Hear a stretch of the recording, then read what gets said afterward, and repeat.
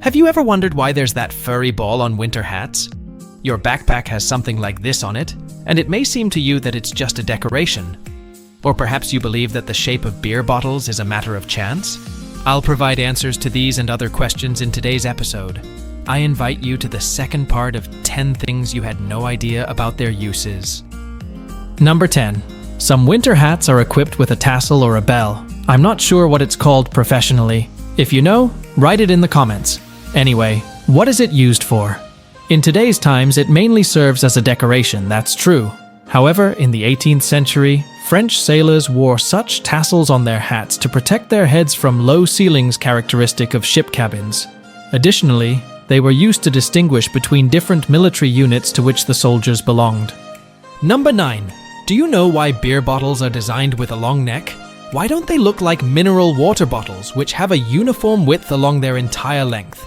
Well, it's because the human hand is a natural conductor of heat, and when it touches a beer bottle, it automatically transfers heat to the bottle. As we know, heat rises upward. Therefore, we don't hold bottles from the bottom to heat their entire contents like a heating element in a kettle, but we place our hand as high as possible. Hence, these convenient narrow necks were invented to keep our beer cold for as long as possible. Number 8. Surely you're familiar with those leather patches on backpacks in the shape of a diamond with 2 holes. They are called lash tabs and come in at least 2 variants, depending on the direction of the cuts. They can resemble letter boxes or pig snouts. In the past, they were used to weave additional straps through them, thereby increasing the capacity of the luggage. Items such as sleeping bags, utensils, or work clothes were attached to them. Today, they mainly serve a decorative function, but it's good to know what they can be useful for if needed. Number 7. When you buy clothes, you may find that an extra button and a piece of fabric from which the clothes were made are included with the tag. Why?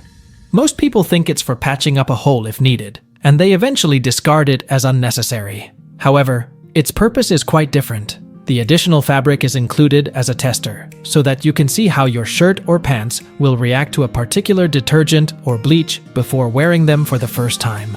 Number 6. Surely, each of you has noticed that at the end of every toothpaste tube, there are colored stripes. Various theories circulate on the internet, with the most popular one suggesting that the color of the stripe supposedly indicates the composition of the toothpaste, specifically the percentage of chemical substances it contains. Theories where a black stripe means 100% chemicals, red 50%, blue 20%, and green 100%, natural ingredients completely harmless to the body, are probably just fantasies. The reality is that the stripe on most packaging, in this case toothpaste tubes, is necessary for the production machine. It serves as a reference point for the machine to know where to print the rest of the text and graphics, and its color has no significance regarding the paste's composition. Number 5. Have you ever wondered what the small hole at the bottom of a padlock, right next to the keyhole, is for? Some of you may think that, like MacGyver, you can open the padlock without a key by inserting a toothpick there. I'll tell you what it's really for. This small hole is designed to assist in lubricating the lock, especially when it rusts a bit.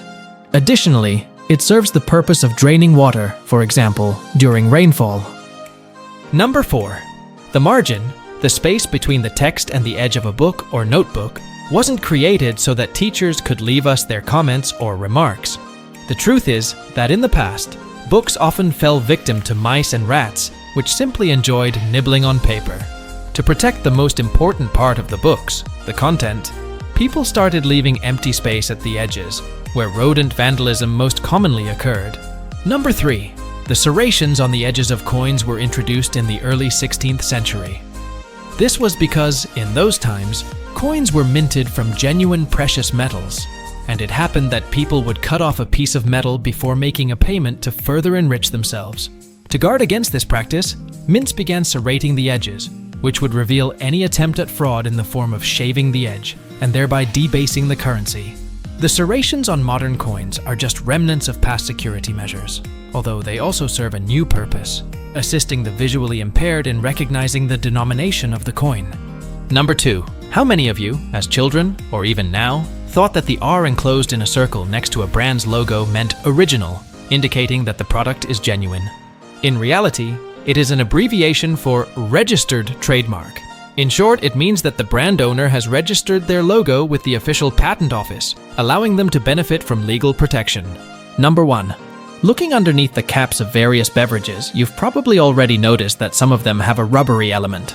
Those small rubber discs are nothing else but seals that help keep the contents of the bottle in place and prevent spills or outgassing. Therefore, you'll find them more often in carbonated drinks. If the cap doesn't have such a seal, expect your beverage to undergo outgassing much faster than one that is tightly sealed. With this tight seal, we conclude today's episode. Make sure you didn't miss the previous ones, and see you in the next episodes.